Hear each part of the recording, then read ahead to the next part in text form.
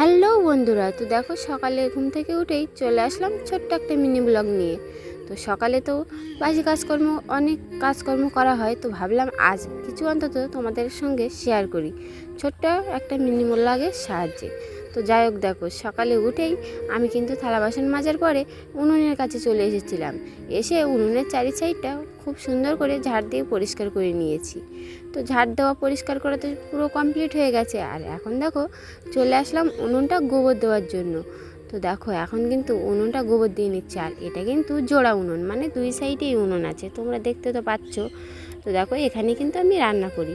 তো যাই হোক, উনুনটা ভালোভাবে আগে গোবর দিয়ে নিয়েছি, নিয়ে উনুনের চারি সাইডটাও খুব সুন্দর করে গোবর দিয়ে নিচ্ছি, কারণ এখানে বসে আমি রান্না করি আর সমস্ত মশলাপাতি এনে এখানে রাখা হয়। তো ওই কারণে উনুনের চারি সাইডটা ভালোভাবে পরিষ্কার করে নিয়ে গোবর দিয়ে নিলাম। তো সকালে কাজ সব কমপ্লিট হয়ে গেছে, আর বাবা পুকুর থেকে মাছ ধরেছিল, মানে আমাদের বাড়ির পুকুর থেকে। সেই মাছগুলো এখন কাটতে বসে পড়েছি। তো বন্ধুরা, তোমাদের যদি এই মিনি ব্লগটা ভালো লেগে থাকে তো অবশ্যই একটু লাইক কমেন্ট শেয়ার করো, আর আমার চ্যানেলটিকে সাবস্ক্রাইব করে আমার পাশে থেকো।